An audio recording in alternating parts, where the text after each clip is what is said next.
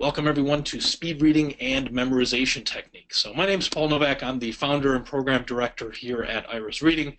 I learned speed reading during my freshman year of college. I'll tell you that story in a little bit, but let me go over what we're going to cover in today's webinar.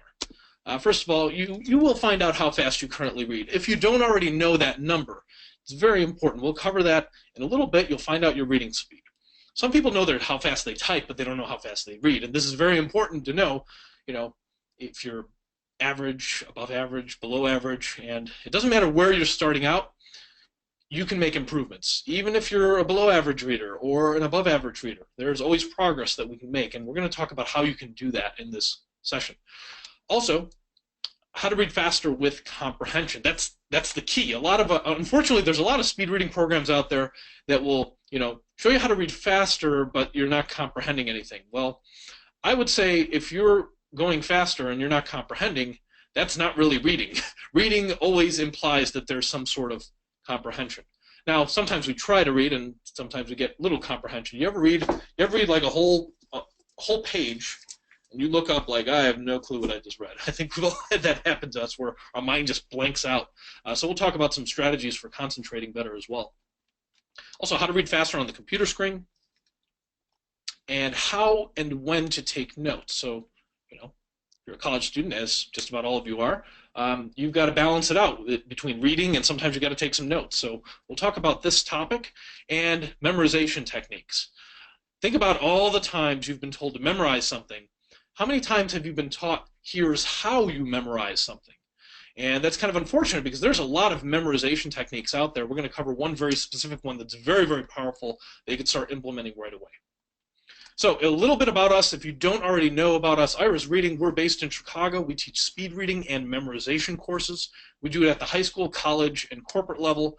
We do the courses obviously online and also in person. So if you want to invite us to your campus to do a live session in person, we'd love to come out. We've done this at many, many campuses, from students at Harvard, Stanford, University of Chicago. There's many schools we've covered. Also, if you're working somewhere and you want to invite us for a corporate workshop, we've done this for employees at NASA, Google, LinkedIn, many, many other corporations in a variety of formats. So feel free to contact us. You can go to the website, irisreading.com, for that. Well, let me tell you how I got involved teaching speed reading, because in college I was actually a finance major. I wasn't planning to get into anything education related, but I kind of fell into this. And the way it happened was, it's my freshman year of college, and I am struggling to keep up, like just about all college students, right? Too much reading, not enough time in the day. For me, I was taking a full load of classes. I had 5 classes during the semester. This was my freshman year. I also had a part-time job on the weekends, and I was also on the basketball team. So that was like having another part-time job. And I was a commuter student, so I'd wake up at 7 in the morning, get on the train.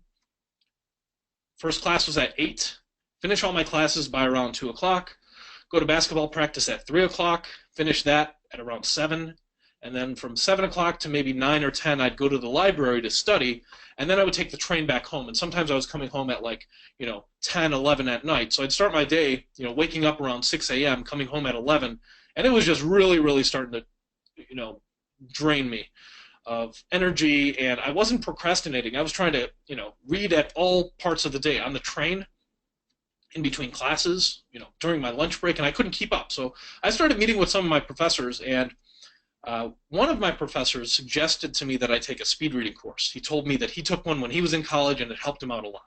So I started looking around for a speed reading class, and I couldn't find any. The course that my professor originally had taken was no longer around.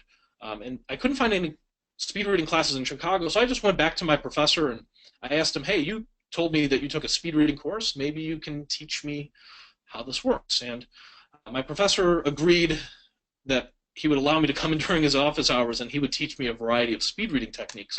And I remember my first session with him, he tests out my reading speed, and we're going to test out your reading speed in a few moments. He tests mine out. I was at 190 words per minute, which is around the average.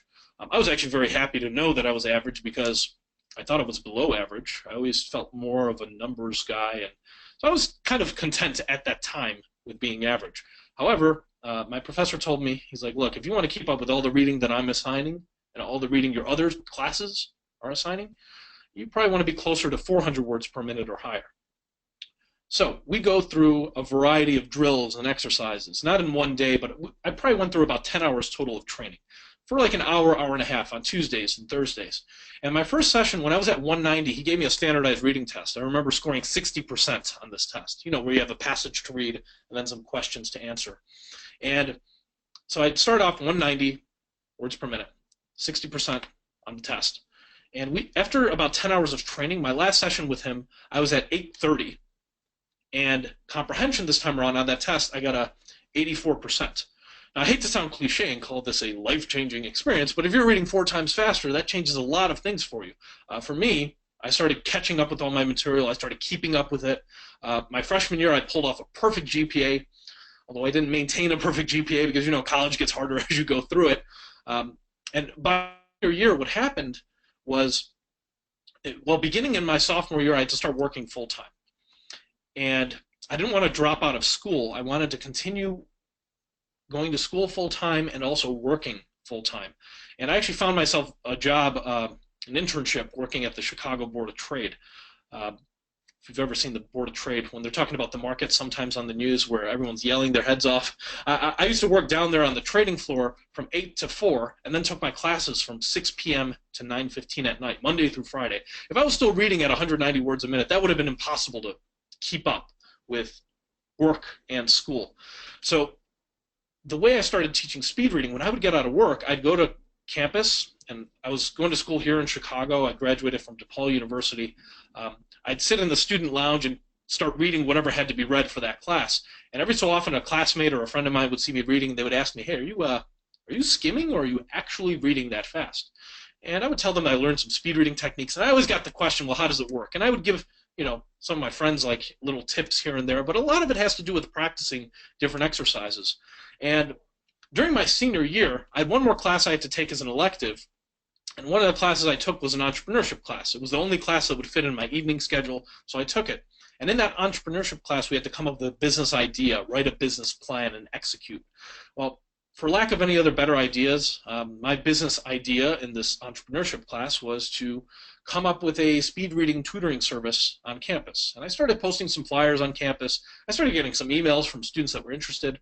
And I would teach them on weekends because I already had a full-time job, so I was just teaching on weekends one-on-one with other students. And one of the things I found was I really loved teaching, so I kept on doing this, and this is how IRIS got started. We've been around for over 10 years now. It started during my senior year of college, as I mentioned to you, as a class project, but since then we've grown to doing these courses all across the U.S. and over 40 major cities, actually throughout North America, and we're now starting to do this internationally. So thank you guys for attending. We had a massive turnout. We've had hundreds of students register for this webinar, so thank you. That's how I got involved, but let's get into the techniques we're going to cover today. Our focus as an organization is speed. You want to read faster. Comprehension. You want to understand what you're reading, obviously. And there's retention. You want to remember what you're reading. By the way, there's a subtle difference between comprehension and retention. Comprehension is what you understand the moment you're reading it. Retention is what do you remember later on? And sometimes you could have really good comprehension and horrible retention. You might have understood the material at that moment, and then you forget it a day later, a year later, maybe a semester later. So let's start with retention and how to memorize information. There's a really useful memory technique that you could start implementing, and it was actually used by the ancient Greeks a few thousand years ago. It's called the memory palace technique. Now, this was widely known in ancient Greece, but it's not as well known today. It's been popularized recently through some different TV shows that have featured it. But I want to go over how this technique works, and even if you're familiar with this technique, we'll get into some of the nuances of how you can apply it to your own coursework. Now, the memory palace technique. First, you got to choose a location you're familiar with. So this can be your home, it can be your office, it could be your college campus. And then you need to choose an order of sublocations. So think of it like this. It's usually best to start with your home or wherever you're living right now. When you come back from school or work, what's the first thing you encounter, the second thing? So you have to come up with a mental walkthrough of your home. Now, why are you doing this? Because once you memorize this walkthrough of your home, you're going to associate things that you need to memorize with all of these locations. So for me, number one is mailbox. When I come home, first thing I encounter is the mailbox, so that's my number one. Number two is the front door. Then there's the stairway leading to the living room, and so on and so forth. Now, you're going to have a very different memory palace. Everyone has a unique memory palace. But what you do is first you have to memorize your walkthrough. That's very easy. Once you've done that, well, what is it you have to memorize? Each one of the topics or details you need to remember have to be associated to those locations. Now, why? Because the way your brain remembers information is through association. There's a few other things you need to know about this. The way your memory works, you are more likely to remember something that is weird, exaggerated, that's strange, than something that's just ordinary.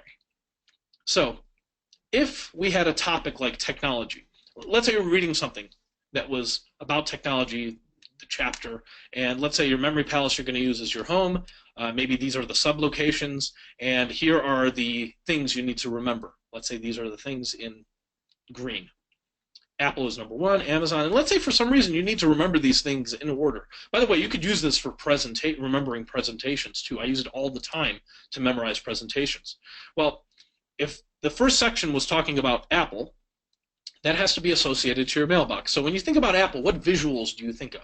And I ask you to think of visuals because you remember visual information much more easily than abstract information. The word apple is abstract. A visual of apples or some Apple products like a MacBook or an iPhone, that's very visual. You can picture that in your mind. So you need to picture that and associate it to your mailbox. So for me, I might picture my mailbox, I open it up, and maybe it's overflowing with apples. Or maybe you open your mailbox and there's like 20 iPhones in there. That's just a weird image. Why are there 20 iPhones in my mailbox? The second thing you maybe need to memorize is Amazon. And Amazon, in this context, we're talking about the company, but it might make you think of the Amazon rainforest. It might make you think of a giant Amazon box, coming from the company, sitting maybe on your front doorstep. So we would associate that with front door. Stairway needs to be associated with Facebook. So you might picture Mark Zuckerberg sitting on your stairway. Maybe he's checking his Facebook. That would be kind of weird. Why is Mark Zuckerberg at your place, sitting on your stairway? And then you move on to Twitter, which is linked with whatever location number 4 is. If it's living room, I would picture a bunch of blue birds flying around in my living room. And then the hallway, maybe there's a flat screen TV with your favorite Netflix show. And maybe the flat screen TV is just on the ground. Obviously, that's kind of weird because usually flat screen TVs are affixed to the wall or on a TV stand. And you want to be vivid with your imagery, so make sure that you're actually visualizing something specific. Like I would picture maybe House of Cards playing in the middle of the hallway with this TV on the ground. So you see what we're doing here. Now, by the way, you want to review these associations, but this is a very good way to start memorizing information. And the ancient Greeks would use this method, and just because it's old doesn't mean it's outdated. Actually, it's it's unfortunate this is not commonly taught in high schools and colleges as far as how to memorize information. But the great thing about the memory palace technique is, what if you need to remember some subcategories of information? Maybe you need to memorize Amazon was section number 2 or chapter number 2. Well, you need to remember these 3 details. Well, aren't there 3 areas of your front door? Maybe there's, for me, the front door has a little window. There's the peephole. There's also the doorknob. There's also maybe the doormat. So whatever subtopics you need to remember, you would associate them to those sub-locations of that location, the front door. Or think about like your living room. Your living room has multiple areas, right? You might have a large couch. You might have a coffee table, a TV stand, the small couch. Now, you need an order of remembering these things. I usually go clockwise around the room. But whatever details you need to remember, whatever subcategories, you can associate to those sublocations. So this is a very effective way of memorizing information. And the other reason it's effective is because you don't have to have just one memory palace. You could have one memory palace that's your home. Another memory palace is maybe your workplace. Another memory palace could be your campus. Another could be your parents' place, your friend's place, your other friend's place, your aunt's place. All of these can actually come in handy when you have to study for finals. When you have to memorize things for finals, you might have various amounts of information that you need to memorize, maybe for your history class, for your physics class, for accounting, finance, and so on. Well, you can have one memory palace for this class, another for that class, and it's a great way to start organizing your information. Now, note-taking also helps you to remember, but note-taking can you need to know how and when to take notes, because sometimes, you can end up with something like this. You ever buy a used college textbook and you see tons of highlighting? Well, how does this happen? Here's how it happens. Someone's reading through the information and they read a sentence and they're like, oh, you know what that they're reading, and they're like, that's pretty important. I'm gonna highlight that. So they highlight it, and then they read the next sentence, and it turns out that next sentence is kind of important as well. So they highlight that one as well, and now they read the third sentence, and it turns out this sentence is way more important than the previous two. So you might use a different color this time. You see where this is going, right? You ever hear the expression, when you get caught up in details, you lose sight of the big picture? This is what's going on with excessive highlighting. So when exactly should you highlight? Or, by the way, you might not highlight. Maybe you take notes in the margins, or maybe you take notes on a separate sheet of paper, or maybe you have a program, whether it's Notepad, Word, Evernote. There's lots of note-taking programs out there. When should you take those notes? What I would suggest is don't take any notes until you finish a paragraph. Otherwise, it's very easy to get caught up in those details. Like, oh, that sounds good. Ooh, that sounds good too. If you're reading something that's very well written, or a writer that's just a great writer, you're going to feel like everything's important, especially if you have like finals coming up. So either take notes at the end of a paragraph, or wait until you finish a section before you take any notes. And if you're wondering what a good balance of time that should be spent, if you're studying for an hour, how much time should you spend on your notes? Well, if you have 60 minutes of study time, I would not want to spend more than 12 minutes. That's 20%. No more than 20% of your time should be spent on the note-taking, because that 80% of the time needs to be spent making progress through your material. So that's, by the way, when I say 20%, I don't mean exactly 20%, but kind of like an upper limit. No more than 12 minutes out of an hour of studying should be spent on notes. I know I've dealt with some students that they'll study for an hour, but half of the time, 30 minutes, is spent, taking notes or highlighting. And of course, sometimes people end up with very messy notes, or notes that are not organized. You ever have this where you've taken notes and you look back at your notes and you're like, this is completely useless. What am I going to do with this? Yeah, I'm just going to read the chapter again. Your notes need to aid your memory. And one thing you might want to consider doing is creating mind maps. And the way a mind map works, you've got a visual of a mind map right here on the screen. You have a central idea. So this might be the title of your chapter. And these could be sections. This could be section 1, section 2, section 3. Notice how I'm going clockwise. If you want some sort of order, go clockwise. And every section, some sections have subsections. So section 1 could have 3 different areas, right? So mind maps give you a nice visual way. I like to think of it like a bird's eye view of what your information is covering. Now, I know there's a lot of detail in your information, but this gives you the general. You can actually get very detailed with mind mapping as well, but it gives you a nice bird's eye view. And if you like creating mind maps, obviously you can do them by hand on a scratch sheet of paper, but if you like taking notes on the computer, one of the programs I would suggest, because there's a lot of mind mapping programs out there. I've looked at dozens of them, and probably one of my favorite ones is called Xmind. You can get this for free at xmind.net, and it's a great tool. It works on a Mac or a PC. I think they have a premium version, but I've never had any use for the premium version because the free version has tons and tons of features. And this doesn't expire after a month. This is actually something you download to your Mac or PC. You can also use it on the web as well if you like storing your information in the cloud. But if you're looking for a mind mapping tool, I would recommend xmind.net for that. Now, one of the things, because this is also a speed reading workshop and we're not just focusing on memory, we want to find out, well, how fast do you read? Are you average, above average, below? And what I'm going to do is on the screen, in a few moments, I'm going to pull up an article when you're going to start reading. Now, I'm going to show it to you really quickly, and then I'm going to go back to this slide. Here's the article you're going to read. Now, I'll go back because I don't want you to read it yet. I'm going to put on the clock a minute. We're going to start with just 1 minute of reading, and you're going to find out in 1 minute how fast you currently read. Now, while you're reading, you'll see a bunch of numbers on the side. Those numbers will just kind of tell you how fast you read. At the end of the minute, you'll look at the line where you stopped, and that'll correspond to your reading speed. So, how fast do I want you to read? I want you to go at whatever speed feels comfortable. Don't go slower than usual. Don't go faster than usual. You want to get an accurate idea of where you are, so just read the way you normally would. So, hope you're ready. I've got a minute on the clock. You'll hear my timer go off like this at the end of the minute. Okay? So, everyone should be ready. Go ahead and begin reading.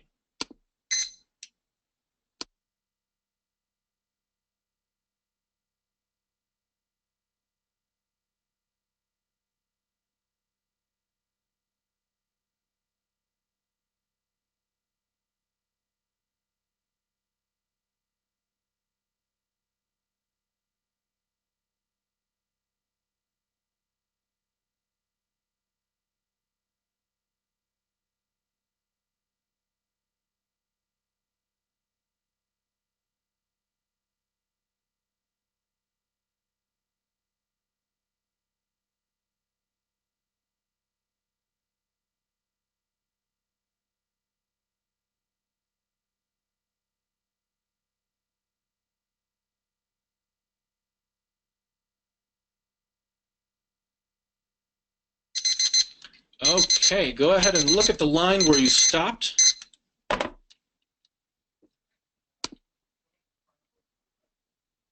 Okay, look at the line where you stopped.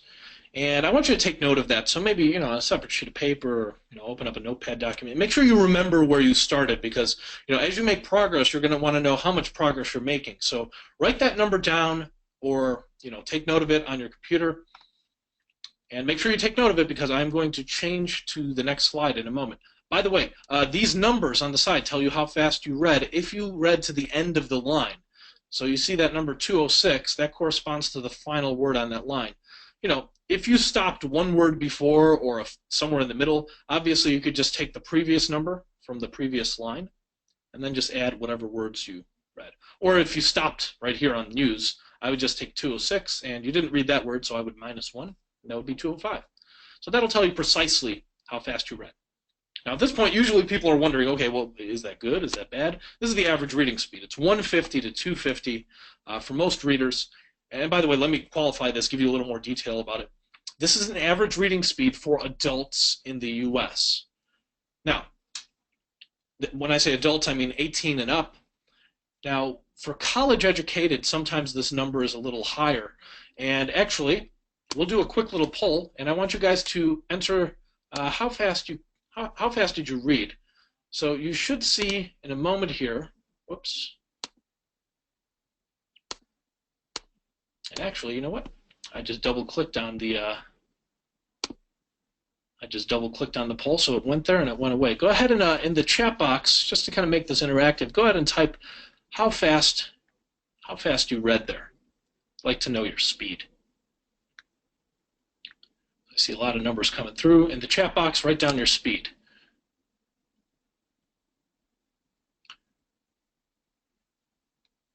So I see 212, I see 193. I see 206, 279, 250, 236, 177. We've got a lot of numbers coming through, right? By the way, sorry if I don't say yours. 250, 280, 163, 205, 191, 336, 160, 370. So some people are above average, some people are below, some people are around the average. If you're wondering, for college students, this average is like 200 to 300, just so you know, for college educated. And of course, if we tested the reading speed of children, I'm sure this number would be lower, right? And of course, that depends on how old they are and how fluent. But this is kind of a baseline to judge yourself by. Adults in the US read 150 to 250. College students, it's like 200 to 300.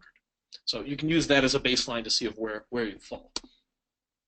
Oh, a few other things you need to know about this. 30 years ago, do you think this average speed was higher or lower?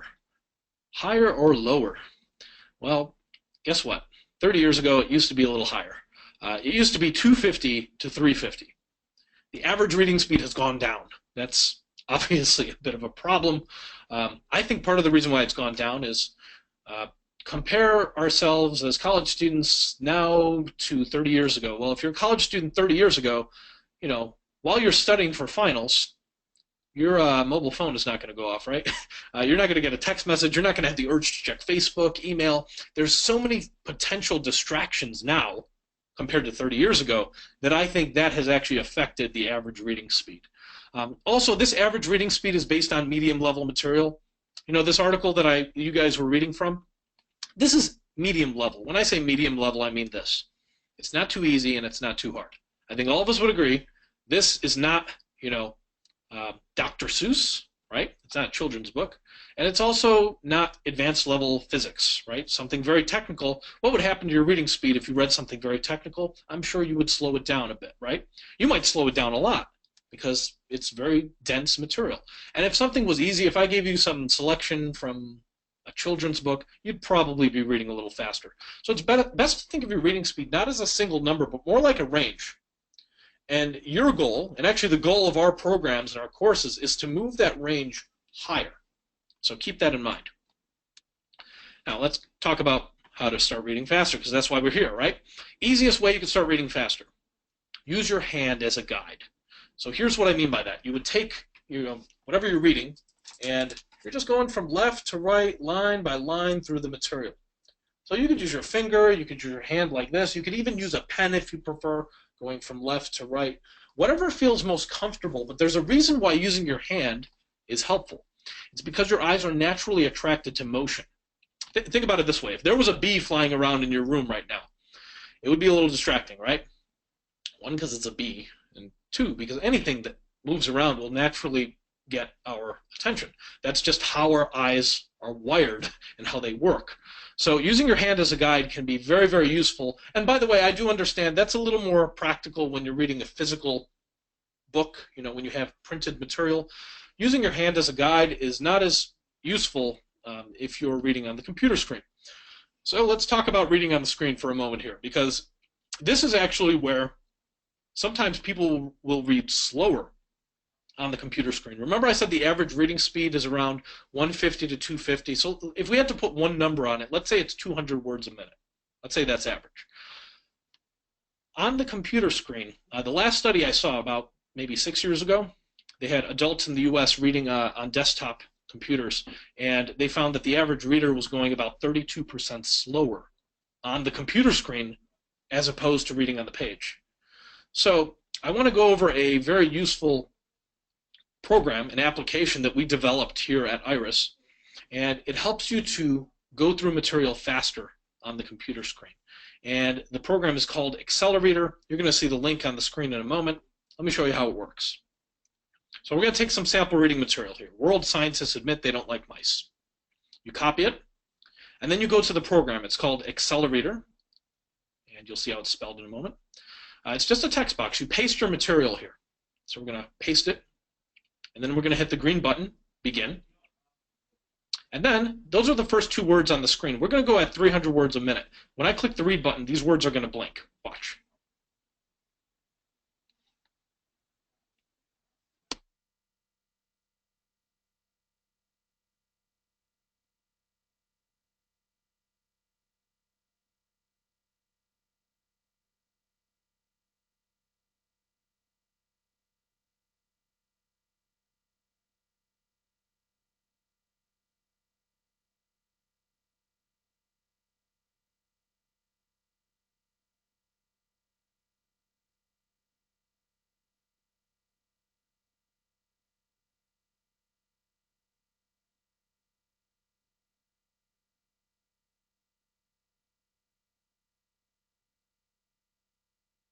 Okay, I think you get the idea there. So this is how the application works. You can see the words were blinking on the screen. It's called Accelerator. Make sure you take note of this. This is a free speed reading tool that we developed at IRIS. And you may have noticed that the words were blinking two at a time, right? That was actually a setting I set up ahead of time just to kind of show you that you're capable of reading more than one word at a time. You don't have to go one by one. And actually you can use this tool as a practice tool. You can also use it as a productivity tool if you do a lot of reading on the screen. Now earlier I mentioned that using your hand as a guide is helpful because it can pace you through the material. When you're reading on the computer screen, chances are it's not as practical to use your hand as a guide. I guess you could try to use your mouse, but this is another way that you can pace yourself when you're trying to read off of the screen. And so long as you can copy the text from another program, maybe you're copying it from a web page, maybe you're copying it from a PDF. So long as you can copy and paste, that this program will work. And there's actually a lot of cool advanced features in there as well. You can change how many words you want to see at a time. You can change your reading speed. There's keyboard shortcuts. There's a lot you can do with this accelerator program. So let's talk about how most people tend to read. You see this little green dot? This is how most people read. They go one by one, word by word, and just kind of go word by word through the paragraph. And of course, sometimes they're like, wait, I don't know what I'm reading. Let me back up. Ah, yes. There we go. We've all backtracked, right? There's basically 3 old reading habits we need to change if we're going to start reading faster and more efficiently. One of them is fixation. As I mentioned, most people go word by word. We need to learn how to read groups of words. That'll speed you up. There's also another habit called regression. That's rereading information. And everybody's done this, right? So we need to improve our concentration while we're reading. And one way you can do that is by using your hand as a guide. And then there's a third old reading habit, and this is one of the harder ones to change. Remember when you were first learning how to read, your teacher had you get up in front of class and you had to read out loud? Do you remember this dreadful experience? I say dreadful because I used to hate reading out loud, because English is not my first language. It's actually Polish. Both of my parents are immigrants from Poland. I was born and raised in Chicago, but I didn't start speaking English until I was like 5, 6 years old. So I used to hate reading out loud because I always used to mess up on words. Now the good news is you don't have to read out loud forever. Eventually your teacher tells you, instead of saying the words out loud, do what? Say the words silently in your head. So the name of this habit, it's known as subvocalization. Subvocalization is that voice you hear in your head while you're reading. So have you noticed this? Have you noticed that you hear voices in your head? Yes? That doesn't mean you're crazy. It's your voice, right? By the way, if it's another voice, you might be in the wrong session today. But that voice you hear in your head while you're reading is common among all readers. And the problem with it is it slows you down. Think about it this way. If you're saying every word in your head, doesn't that mean you're only going to read as fast as you talk? Yeah, pretty much. If you're saying all the words, you're going to read as fast as you talk. If you're saying them in your head, now you can speed up your talking speed, but there's a limit. If you try talking faster and faster, you'll approach a limit. And a fast talking speed, most people would top off at like in the 300s. That's a fast talking speed. Now, remember we said the average reading speed is 150 to 250? Guess what the average talking speed is? It's exactly the same. And it's because of this habit right here. Subvocalization is the reason why the average reader goes 150 to 250, and the average talker speaks at 150 to 250 words a minute. So you want to get out of this habit of saying words in your head and instead into the habit of reading as fast as you can think. You can think a lot faster than you can verbalize and pronounce words. And actually, some of you may already, I saw some people when you put up your reading speed, some of you were already reading at a speed that's faster than your talking speed. That's a good thing to notice. Now, how would we go about changing these habits and getting better at anything? What do you have to do to get better at something, right? Practice. So we're talking about practice here, and how exactly do we go about practicing reading? Well, there are a variety of drills and exercises, and we do a lot of these in our online courses and also our in-person courses, but I'm going to explain to you one very basic drill, and we're going to actually do a few quick rounds of practice.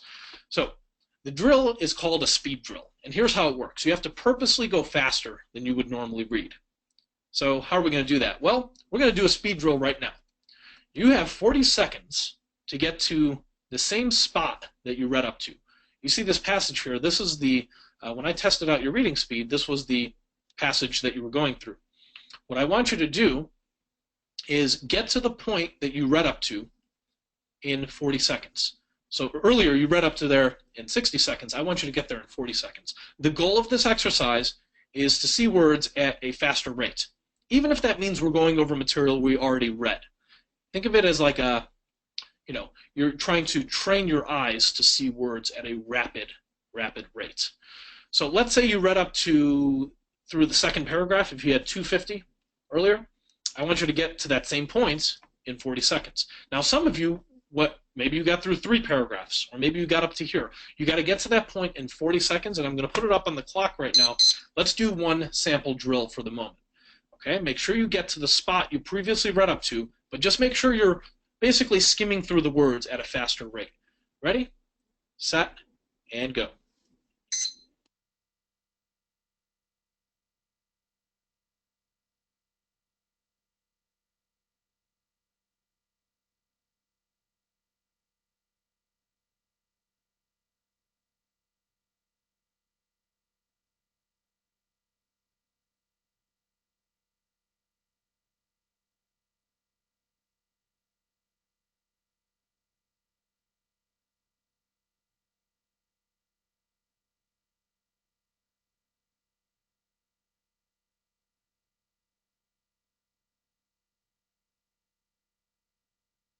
And stop. Okay, did you get there? Hopefully you did. Let's try it now in 30 seconds. Get to the same spot a little bit faster. Okay? You've got 30 seconds to make it to the place that you originally read up to at the beginning of this webinar. 30 seconds. Just make sure you're going faster. Don't worry if you don't get perfect comprehension. You already read this earlier anyway for a minute. I want you to get through the minute of reading you did earlier in 30 seconds. Let's try it out. Ready, set, and go.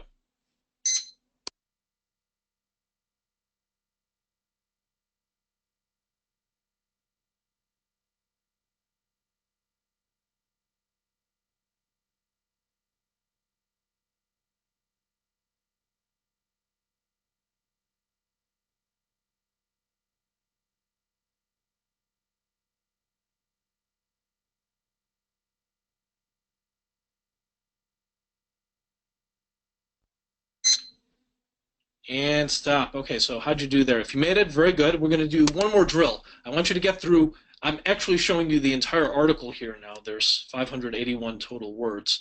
I want you to get through all of this, even though there's new material here you haven't read yet, okay? These are 2 new paragraphs that have been added. I want you to get through all of this in 1 single minute. Now, this new material, I want you to speed through it. I want you to speed through all of this. Think of this as like skimming. Okay, I want you to train your eyes to see words at a rapid rate. Even if that means comprehension isn't perfect, that's okay when we're doing these speed drills. Let's try it out. Let's do one more drill like this. You have 1 minute to get through this entire article. Ready, set, and go.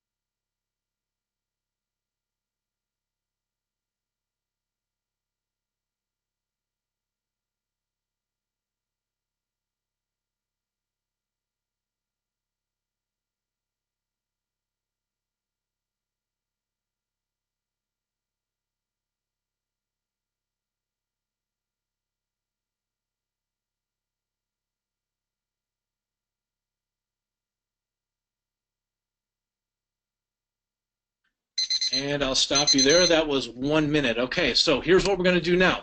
You've got a new article. By the way, you don't have to, this is just the location of this article, irisreading.com/pdf/speedtest2.pdf. You don't, that's if you want to actually have it in front of you. I'm going to show it on the screen right here. I want you to read normally for 1 minute now. Now, this time we're not doing a speed drill. I just want you to read the way you normally would. Not too fast, not too slow. And let's try it out. I'll stop you guys after 1 minute. Read for good comprehension. Ready, set, and go.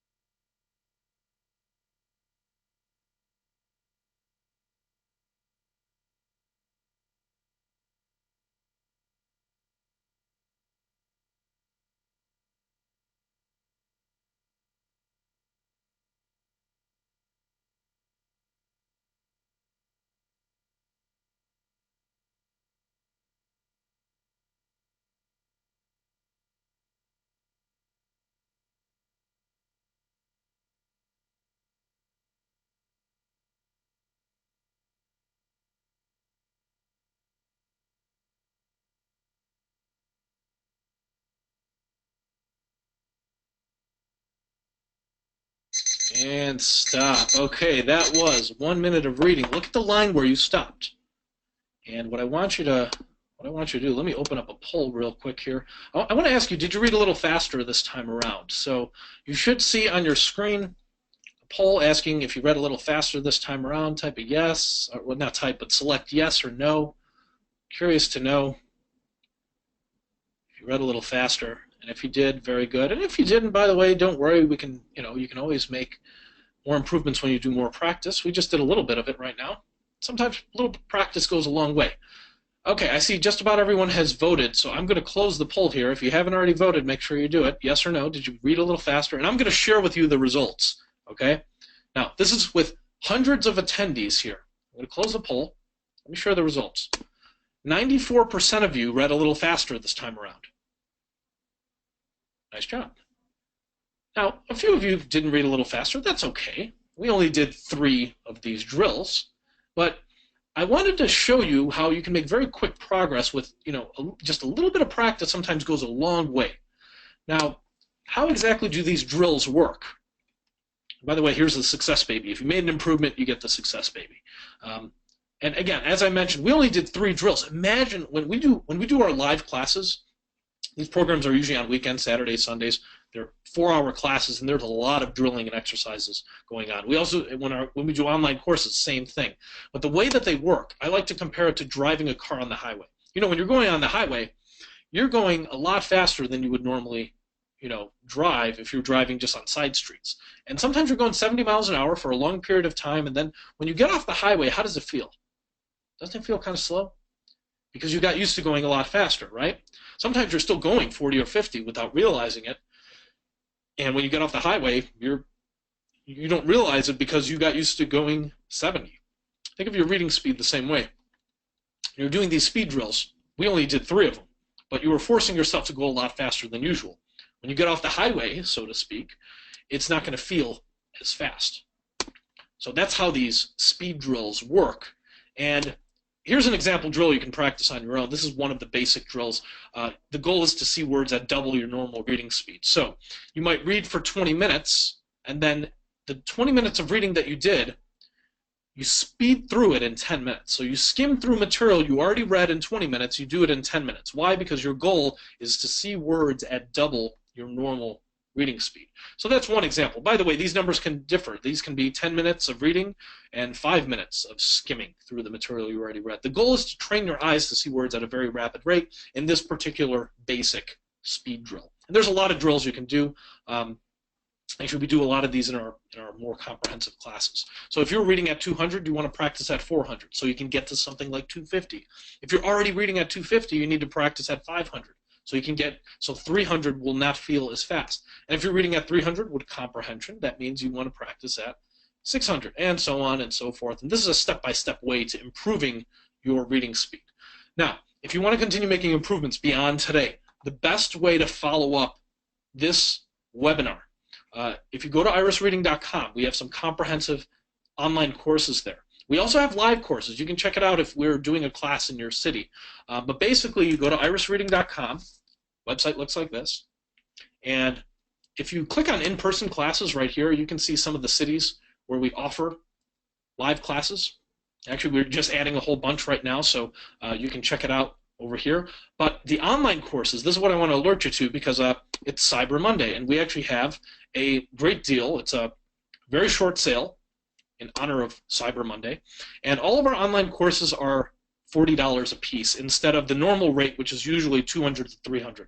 So that's about up to 87% off. So if you want a good follow-up to this webinar, take some of the training courses that are online. These are video tutorials that when you purchase them, you get lifelong access to these videos. So you can buy each one individually, or you can buy all 3 for $120. But there's a speed reading foundation course, there's a speed reading mastery course, and there's the advanced comprehension and memory course. So these are all great follow-ups to today's webinar. I hope you check it out when you get a chance. It's just at irisreading.com. And it's a great deal because actually this is really the best deal of the year that we offer for these courses because it's Cyber Monday. So you can check it out when you get a chance, irisreading.com. Also, I just want to summarize what we did today. We covered a lot of information very quickly, so thanks for keeping up. We covered how fast you currently read. We talked about how to read faster with comprehension using those speed drills.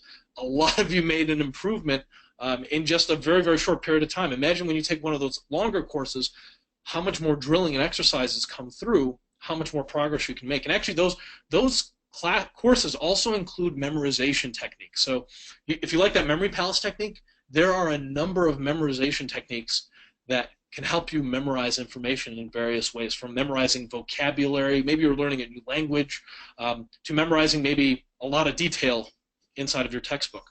We covered how to read faster on the computer screen using the accelerator program, how and when to take notes, and that memory palace technique. So I've got my contact information on the screen here. If you like what we did here with the webinar, if you want to invite us to campus, maybe you're with a certain organization or department, we can do this course on campus in a variety of formats. I've got my contact information right there, paul@irisreading.com. The phone number's there as well. And definitely take advantage of that Cyber Monday deal, which we have going on. It's at irisreading.com. So thank you so much for attending today's webinar. We're still a relatively small organization based out of Chicago. We've grown a lot over the past few years as a result of like word of mouth marketing. We've done these classes now in over 40 cities. But if you like what we're doing at IRIS, please tell your friends about us. And if you don't like what we're doing here at IRIS, I want you to tell your enemies about us, okay? Because that'll show them. Thank you so much for attending, and enjoy the rest of your day. Take care.